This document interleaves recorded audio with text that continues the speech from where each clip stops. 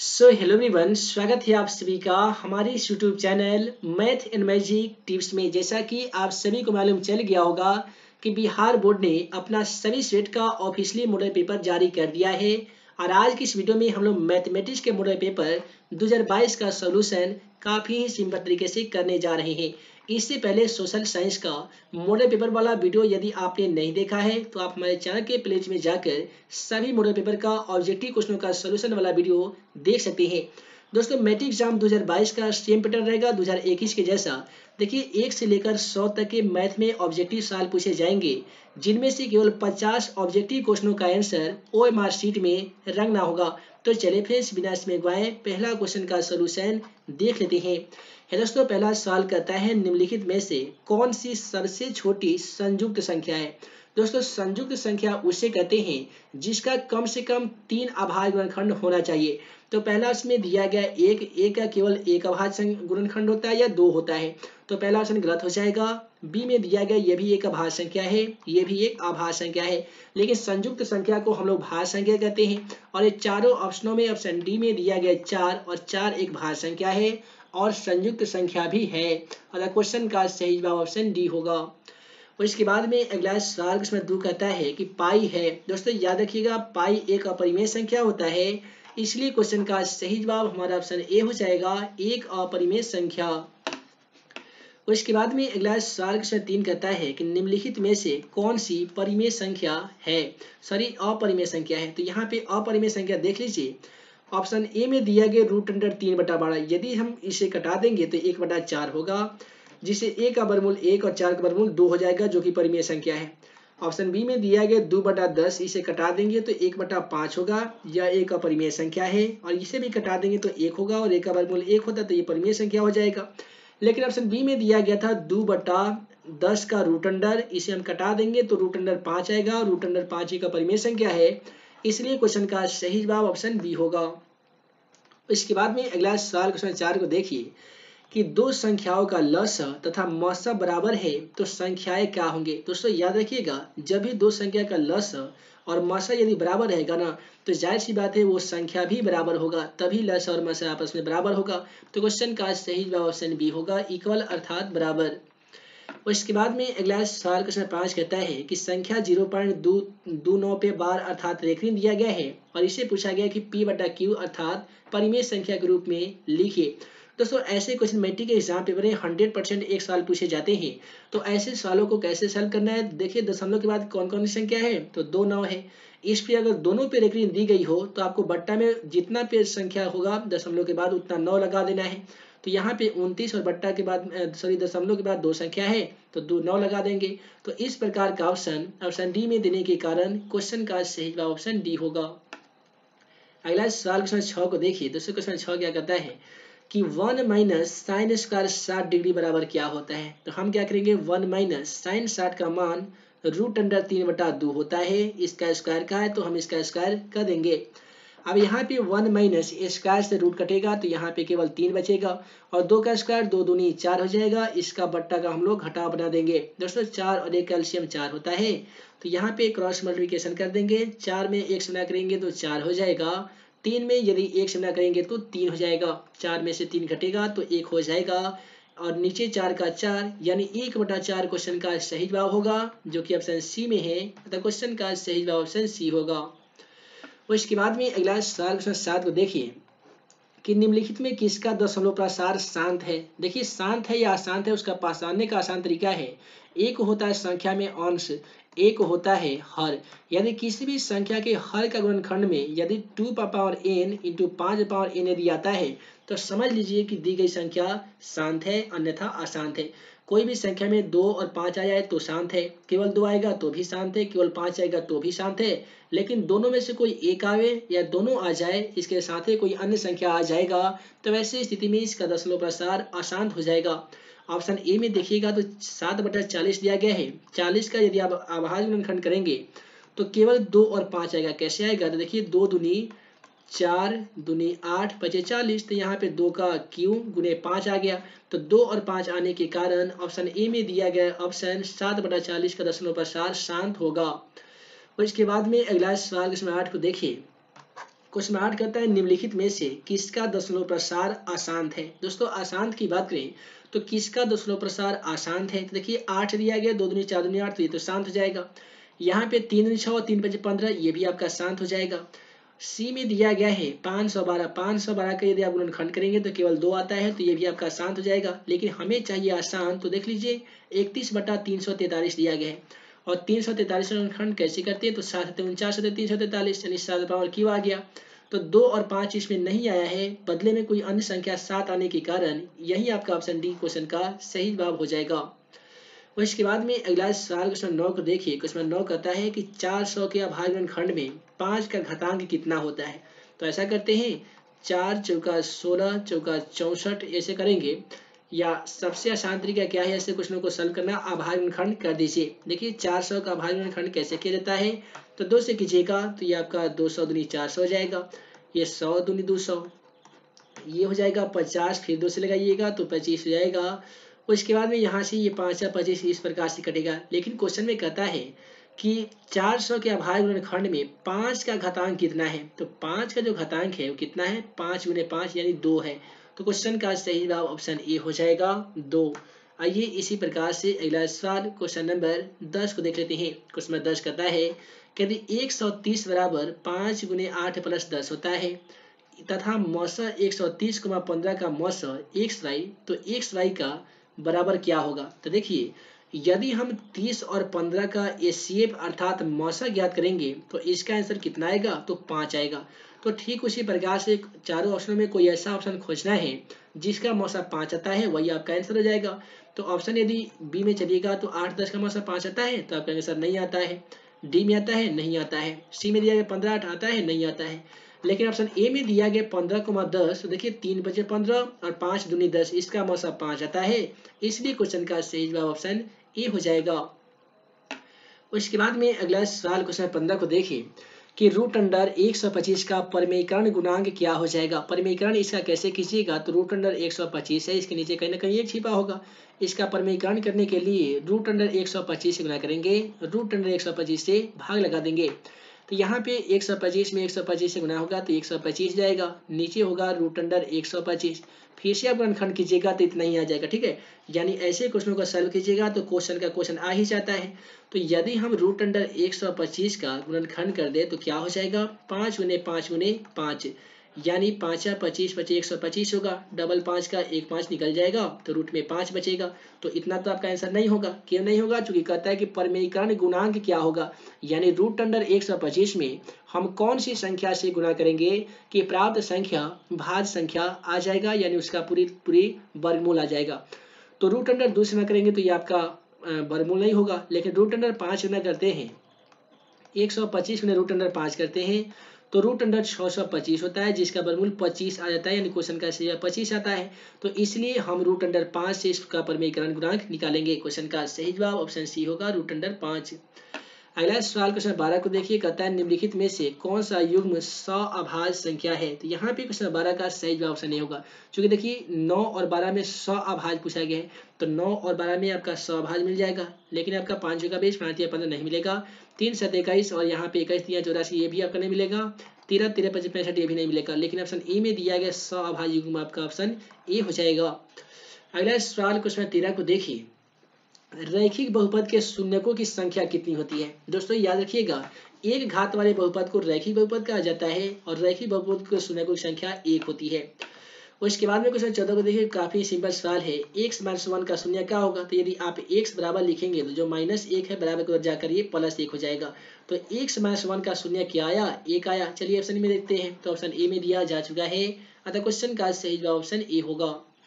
उसके बाद में क्वेश्चन 15 को देखिए, यदि किसी बहुपद के शून्य यदि -4 तथा 7 है तो द्विघात बहुपद होगा। देखिए दोस्तों, द्विघात बहुपद का जो फॉर्मूला होता है ना, x² minus alpha plus beta into x plus में होता है अल्फा इंटू बीटा।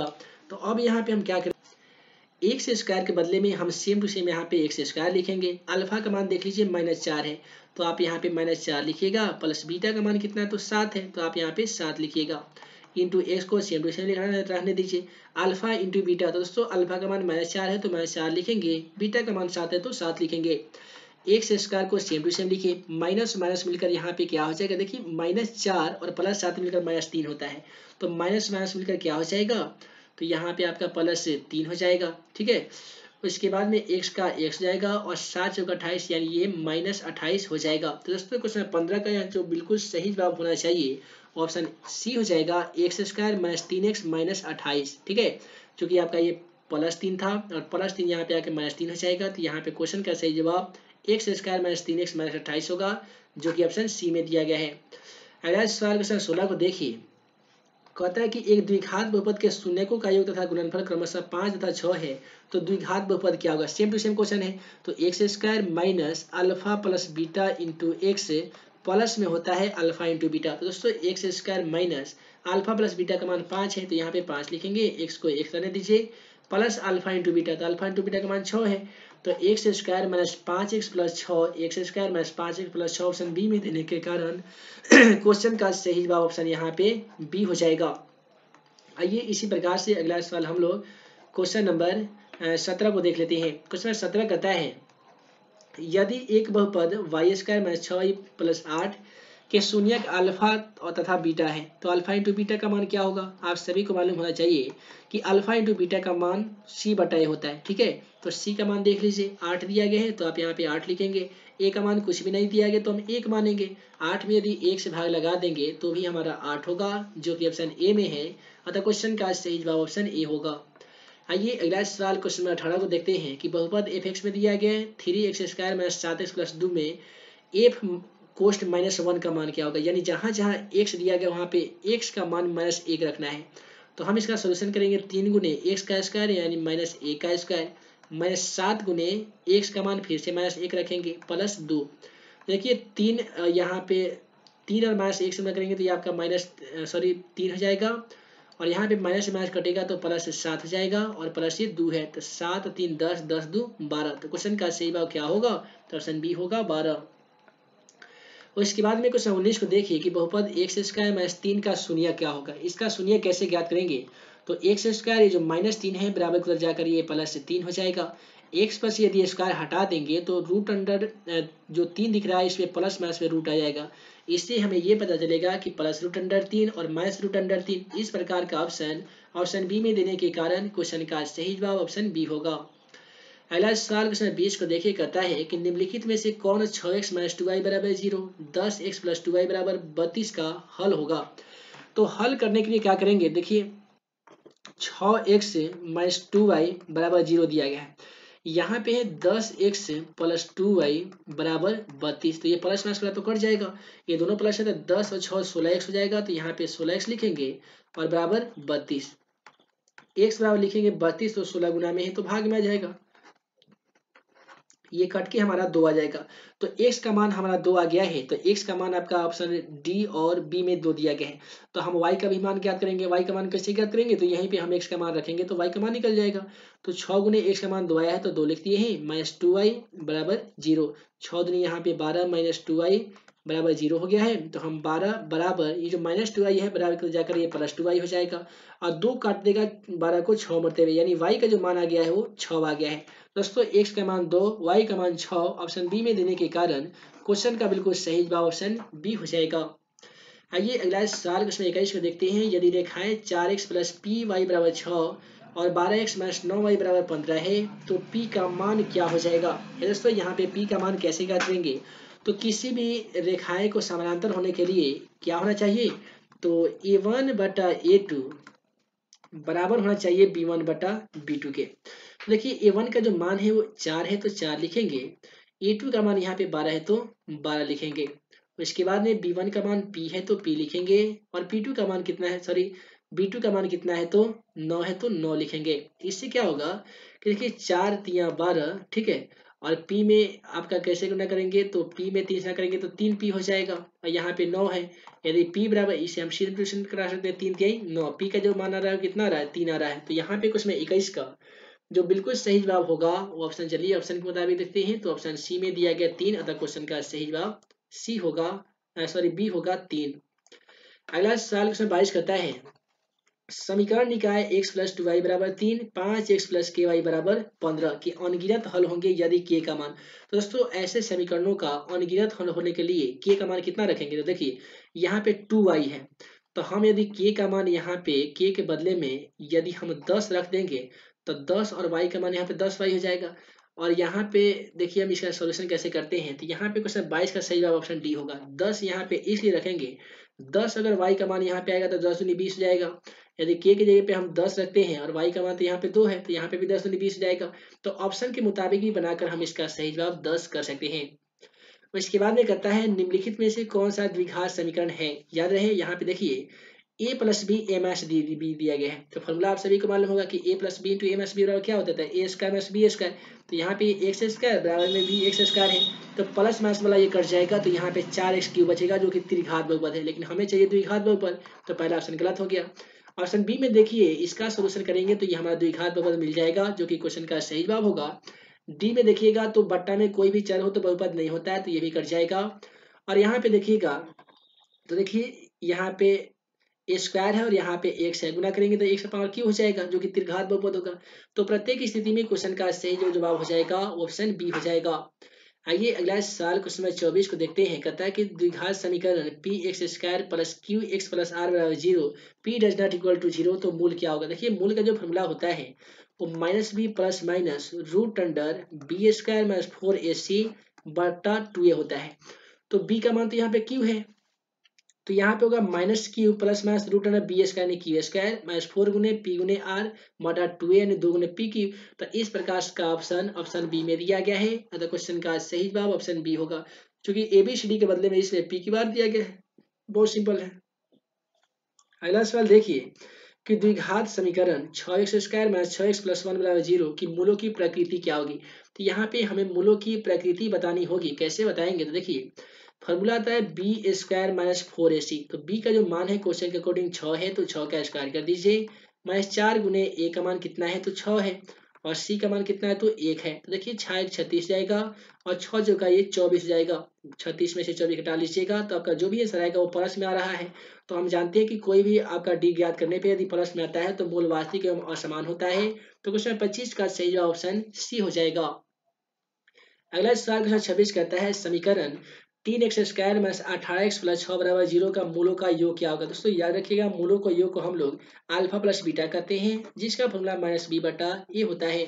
तो देखिए b का मान ऑलरेडी माइनस 18 है और यहाँ पे भी माइनस है, तो माइनस माइनस प्लस 18 हो जाएगा।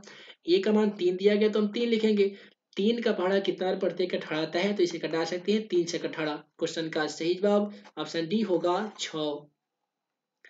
अगला सवाल क्वेश्चन 27 को देखिए कि द्विघात समीकरण a x square plus b x plus c बराबर 0 a does not equal to 0, तो मूल एक दूसरे के व्यतिक्रम होंगे यदि। तो देखिए अल्फा का जो मान है एक मूल अल्फा मानते हैं, दूसरा मानते हैं बीटा, लेकिन बीटा का जो मान हो जाएगा पहले मूल के व्यतिक्रम है यानी अल्फा के व्यतिक्रम है, यानी 1 बटा अल्फा है। तो एक दूसरे के व्यतिक्रम है, तो देखिए अल्फा हम करेंगे अल्फा इंटू बीटा बराबर क्या होता है तो सी बटा ए होता है। तो अल्फा गुने बीटा का मान हम 1 बटा अल्फा रखेंगे और ये हो जाएगा सी बटा ए। तो देखिए अल्फा से अल्फा कटेगा तो ए में 1 से गुना होगा तो ए हो जाएगा और सी का सी हो जाएगा, यानी सी बराबर ए या ए बराबर सी। क्वेश्चन का सही जवाब ऑप्शन बी होगा सी बराबर ए।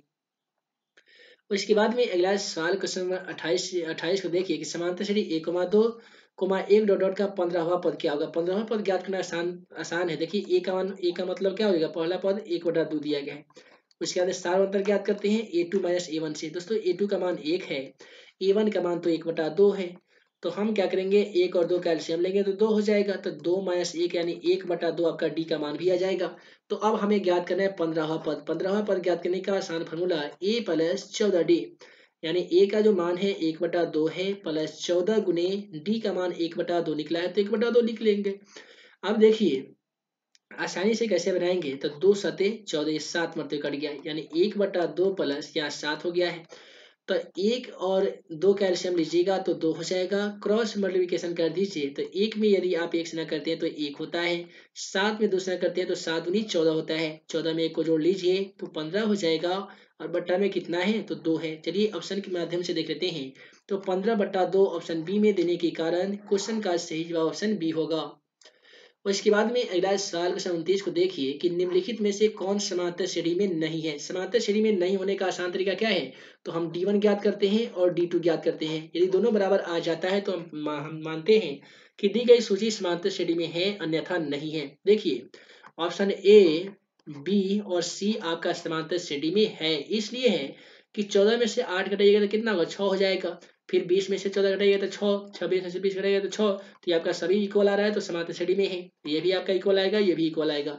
डी में देखिएगा तो 10 में से 4 घटाइएगा तो 6 होगा, 15 में से 10 घटाइएगा तो 5 हो जाएगा, 20 में से 15 घटाइएगा तो 5 हो जाएगा। तो ये आपका 6 था, ये 5 है, ये दोनों कभी इक्वल नहीं हो सकता है। इसलिए आपका समांतर श्रेणी में जो नहीं होगा ना, वो ऑप्शन डी नहीं होगा। उसके बाद में क्वेश्चन 30 को देखिए कि यदि किसी समांतर श्रेणी का पहला पद 9, सार्वंतर -3 है, तो इसके प्रथम 12 पदों का योगफल क्या होगा। तो यहाँ पे पहला पद ए का मान दे दिया गया है 9, सार्वंतर डी का मान -3 दिया गया है, एन का मान दे दिया गया है 12। तो हम ज्ञात करेंगे एसन वाला फॉर्मूला पे। एसन का formula n/2 into 2a plus n-1 गुने डी, यही फॉर्मूला पे हम ज्ञात करेंगे। तो देखिए यहाँ पे क्या होगा कि n का मान दोस्तों 12 है, तो 12/2 कर देंगे, 2 गुने ए का मान, तो ए का मान 9 है तो हम 9 लिखेंगे। उसके बाद में एन का मान फिर से 12 -1 गुने डी का मान कितना लिखेंगे, तो -3 लिखेंगे। देखिए ये 6 मरते कट जाएगा, 9 में दूसरा करेंगे तो 9 दूनी 18, 12 में 12 में से 1 घटाएंगे तो 11, 11 में यहाँ पे अब हमें 3 से गुना कर देना होगा, यहाँ पे 6 लिखेंगे। उसके बाद में कोष्ट है 18 प्लस 11 में 3 से करते हैं तो 11 तिया 33 हो जाता है। उसके बाद में 6 कोष्ट लेगा तो गुना, देखिए इसको जोड़ेंगे, 8 3 11 का 1 हो जाएगा, 3 और 1 4, एक हाथ में था 5। उसके बाद में हम इसमें गुना कर देंगे। तो इस प्रकार से आसान तरीके से इस क्वेश्चनों का सोल्यूशन कर लीजिएगा। आपका क्वेश्चन का सही जवाब ऑप्शन बी आ जाएगा, 18×5 = 90। उसके बाद में आइए अगला सवाल क्वेश्चन 31 को देख लेते हैं।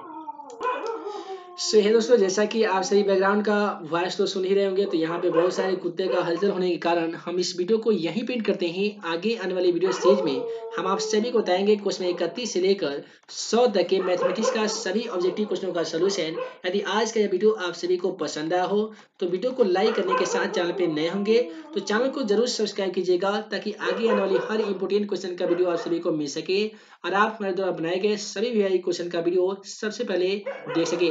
तो ये दोस्तों, आज के इस वीडियो को हम यही पेंट करते हैं। हम जल्द मिलेंगे 10वीं कक्षा के मैथमेटिक्स के ऑब्जेक्टिव क्वेश्चनों के अगले पार्ट में। तब तक के लिए आप सभी को वीडियो देखने के लिए बहुत बहुत धन्यवाद।